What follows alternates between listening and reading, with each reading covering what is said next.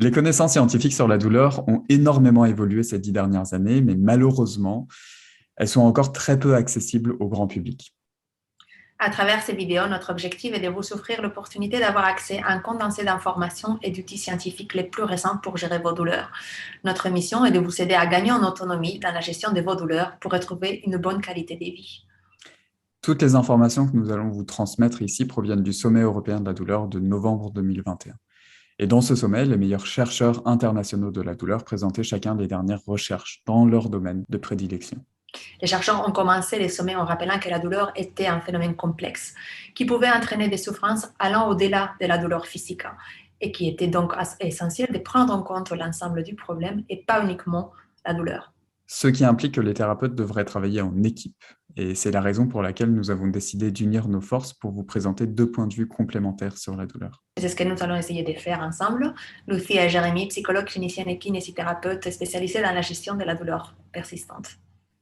Alors bien évidemment, les informations que nous partageons ici ne sont qu'un point de vue, celui de la science, et il existe plein d'autres points de vue pour expliquer et gérer les douleurs. Le plus important pour nous, c'est que vous trouviez finalement ce qui vous convient le mieux. Et on vous demande donc de ne prendre que ce qui vous parle et de laisser le reste de côté. Pour rappel, ces échanges ont une visée éducative uniquement et ne sont pas destinés à être utilisés comme des conseils médicaux personnalisés. Si vous avez des douleurs qui persistent, consultez un professionnel de la santé.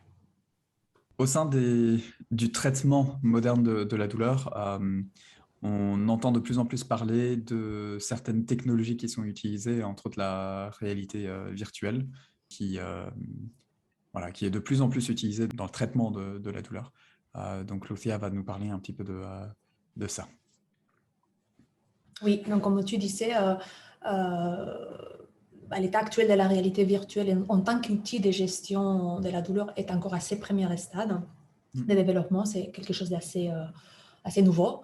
Mais avec l'évolution rapide de la technologie, l'intérêt accru pour les interventions non pharmacologiques complémentaires et l'augmentation de la prévalence de la douleur chronique, la réalité virtuelle attire l'attention en tant que stratégie complémentaire, non, des gestions de la douleur. Donc, ce qui était autrefois considéré comme un équipement de divertissement des hautes technologies a maintenant suscité l'intérêt des neuroscientifiques, des chercheurs cliniques et des cliniciens pour gérer la douleur. Donc, dans les contextes cliniques et les études expérimentales, qu'est-ce qu'on voit? C'est qu'il a démontré diminuer la douleur, l'anxiété, les désagréments, les temps passés à penser à la douleur et les temps perçus passés dans une procédure médicale, telles que les soins des plaies, les brûlures, la chimiothérapie, les procédures dentaires et les procédures médicales de routine. De plus en plus de cliniciens ont régulièrement déclaré que la réalité virtuelle augmentait la coopération procédurale et les désirs des patients d'utiliser à nouveau la réalité virtuelle pendant les procédures médicales douloureuses. Cela aide aussi beaucoup les enfants à être moins nerveux et plus calmes, ce qui entraîne des procédures médicales moins difficiles et stressantes. Et la réalité virtuelle facilite souvent une procédure plus fluide avec moins de piqûres ou des tentatives d'aiguille. Donc, il y a beaucoup de bénéfices d'utiliser la réalité virtuelle dans la gestion de la douleur. C'est pour ces raisons-là qu'à ce jour, la réalité virtuelle s'est révélée pour les procédures médicales douloureuses aiguës la plus prometteuse en tant que pratique principale ou complémentaire des gestions de la douleur. Après, il y a d'autres trucs, comme toujours, je dis toujours, il y a des études qui vont contredire les résultats d'autres études. Donc, on a rapporté aussi des effets négatifs, des résultats mitigés ou des limitations dues à l'âge et à la technologie utilisée. C'est pour ça qu'il y a toujours des études à refaire pour arriver à des bons résultats et des bonnes conclusions. Bien qu'il existe de plus en plus d'épreuves soutenant l'efficacité de la réalité virtuelle dans la gestion de la douleur procédurale aiguë, on en sait très peu sur l'utilisation de la réalité virtuelle pour traiter les patients qui souffrent de douleurs persistantes. Et à ce jour, il y a eu peu d'études qui ont étudié la réalité virtuelle en tant qu'intervention complémentaire pour gérer la douleur persistante ou faciliter la rééducation de la douleur. Et les données sont vraiment préliminaires. Mais ces études, les peu d'études qu'il y a eu, ont arrivé à des conclusions. Ils démontrent montre que la réalité virtuelle conserve son efficacité au cours des séances répétées, accélère la rééducation de la douleur, augmente l'amplitude des mouvements, prolonge la durée des effets du traitement, c'est-à-dire des perceptions pendant plus de temps des douleurs réduites et des désagréments, peut réduire le nombre de séances de traitement nécessaires et peut réduire ou éliminer les besoins des narcotiques, des opioïdes lors d'interventions douloureuses. Donc, c'est très prometteur en fait. Vraiment, c'est des conclusions très prometteurs. Donc, au vu de ces résultats, il semblerait que la réalité virtuelle est vraiment prometteuse pour gérer la douleur chronique et faciliter la réadaptation à long terme de la douleur. Cependant, de nombreuses questions scientifiques demeurent et il reste encore beaucoup à étudier et à voir. D'autres investigations avec des échantillons plus grands et des méthodologies plus affinées doivent être menées pour reproduire ces résultats. Donc voilà, on a comme conclusion que la portée croissante de la réalité virtuelle est à la hausse et elle aura un impact significatif dans les domaines de la gestion de la douleur aiguë et chronique au cours des prochaines années. C'est quelque chose qui va vraiment se développer dans les prochaines années. Au fur et à mesure que les coûts associés à la technologie des réalités virtuelles diminuent et que la flexibilité et la personnalisation des environnements de jeu augmentent, la réalité virtuelle aura de nombreuses applications pour les patients présentant un éventail de conditions médicales aiguës et chroniques. La capacité de transporter instantanément les patients dans un monde virtuel à des fins de distraction, d'exposition à une situation redoutée, de fournir des capacités d'adaptation psychologique ou d'améliorer l'humeur et de stimuler les comportements adaptatifs, fait de la réalité virtuelle un outil extrêmement puissant. La réalité virtuelle est initialement prometteuse pour gérer la douleur chronique et faciliter la réadaptation à long terme de la douleur. Cependant, de nombreuses questions scientifiques demeurent et il reste encore beaucoup à étudier. Et d'autres investigations avec des échantillons plus grands et des méthodologies affinées doivent être menées pour reproduire ces résultats.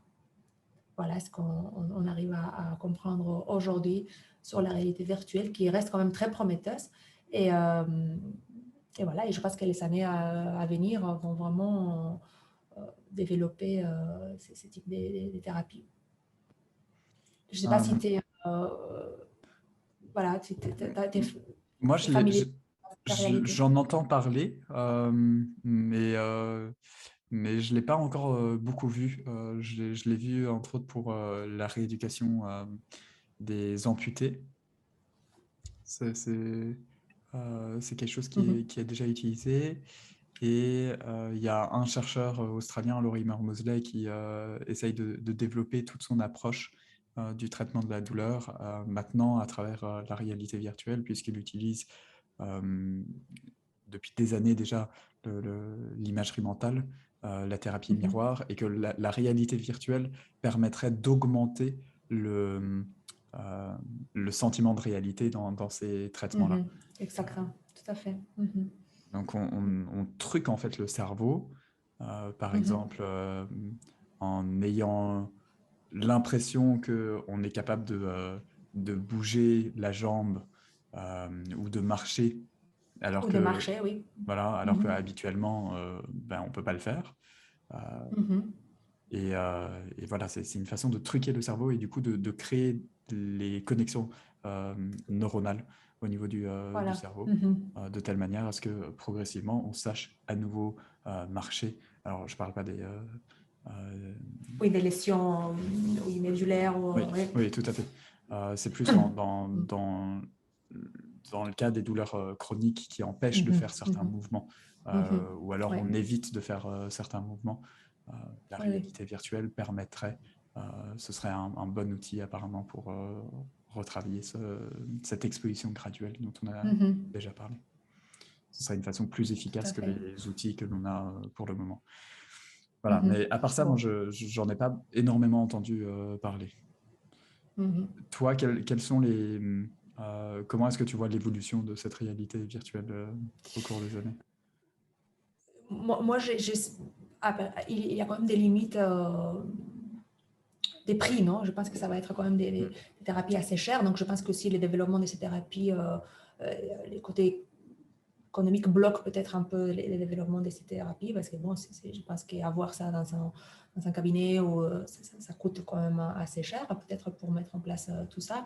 Mais je pense que c'est vraiment les futurs pour tous ces, comme tu dis, les lésions ou les personnes qui ont perdu la fonction des membres.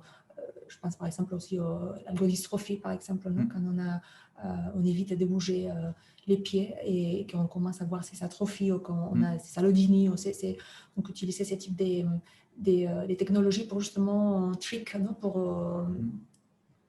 comment dire faire penser au cerveau, au cerveau, voilà, à truquer. c'est là à truquer, voilà, que c'est les pieds qui n'est pas qui est affecté en fait, qui peut bouger à nouveau, non? Notamment avec, comme tu disais, ces thérapies avec les miroirs où on met les membres qui n'est pas affectés à côté du bon miroir et donc du coup on bouge et on fait penser, on bouge donc les pieds qui n'est pas affecté, mais il est du côté du pied qui est affecté parce qu'on a mis un miroir entre les deux.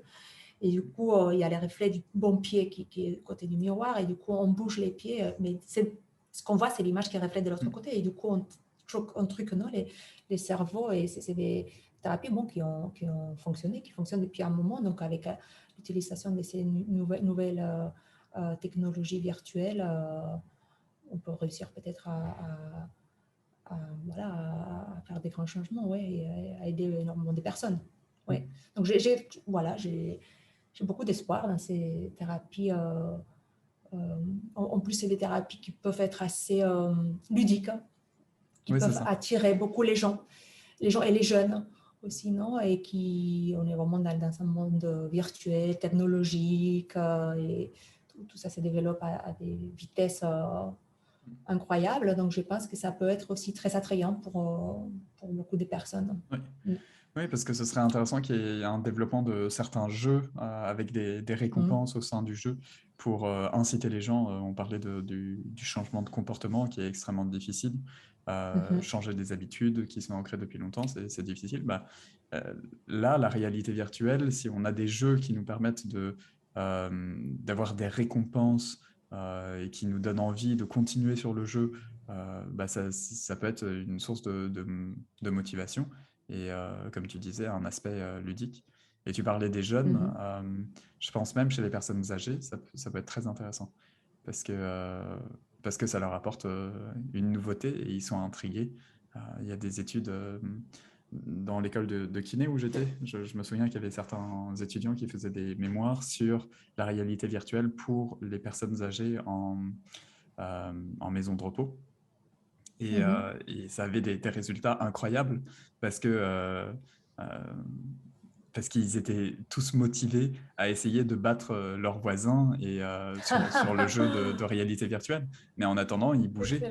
En attendant, ils faisaient des exercices physiques, mais sans s'en rendre compte. Alors que habituellement, la kiné en maison de repos, c'est très ennuyant pour tout le monde. Donc là, ça apporte vraiment un aspect ludique énorme et donc une motivation. Tout à fait. Ouais, une motivation, ouais. Tout à fait.